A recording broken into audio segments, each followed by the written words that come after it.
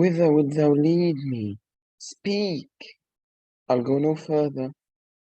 Mock me, I will.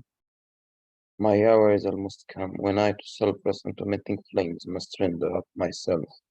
Alas, poor ghost, pity me not, but lend thy serious hearing to what I shall unfold.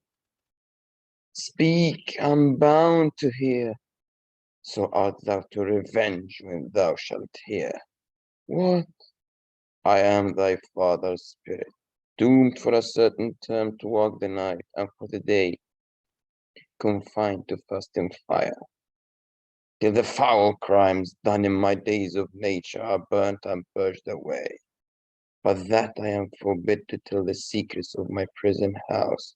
I could a tale unfold whose lightest word would harrow up thy soul, freeze thy young blood, make thy two eyes like stars start from their spheres, thy knotted and combined locks to part, and each particular hair to stand on end, like quills upon the fretful porpentine.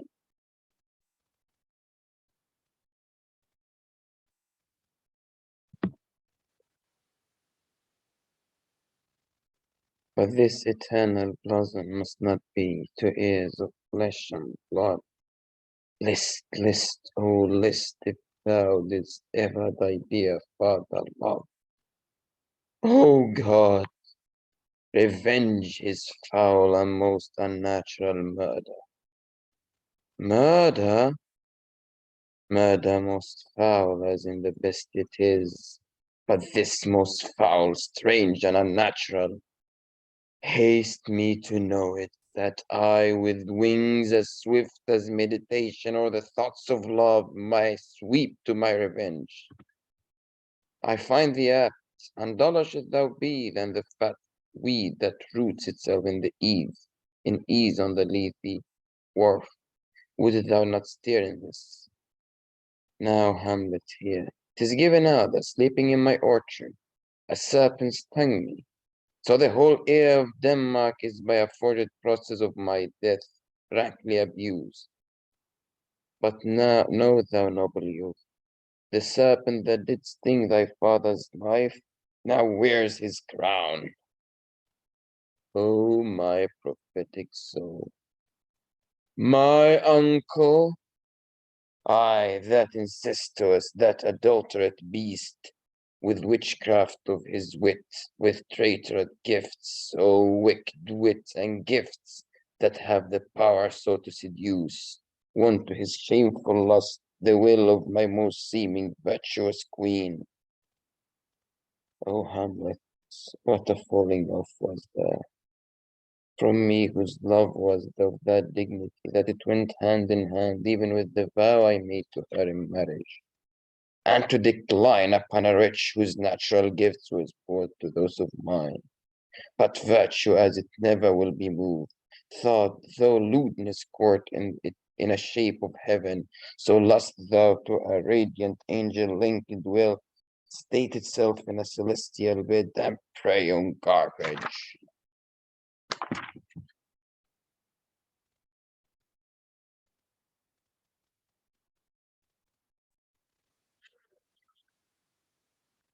But soft methink I scent the morning air. Brief let me be, sleeping within my orchard, my custom always of the afternoon.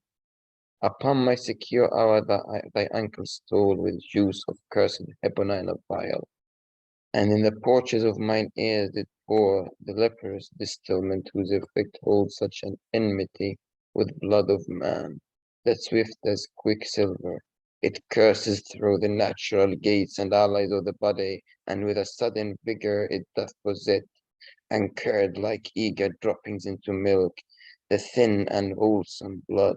So did it mine, and a most instant tetter barked about, most laser-like, with vile and loathsome crust all my smooth body. Thus was I sleeping by a brother's hand, of life, of crown, of queen, at once dispatched, cut off, even in the blossom of my sin, unhoused, disappointed, unannealed, no reckoning made, but sent to my account, with all my imperfections on my head. Oh, horrible, Oh, horrible, most horrible! If thou hast nature in thee, bear it not. Let not the royal bed of Denmark be a couch of luxury and damned incest. But howsoever thou pursed this act, taint not thy mind, not let thy soul contrive against thy mother oath, leave her to heaven, and to those thorns that in her bosom lodge, to prick and sting her. Fare thee well at once. The glow-worm shows the maiden to be near, and begins to pale his ineffectual fire. Adieu, adieu, Hamlet, remember me.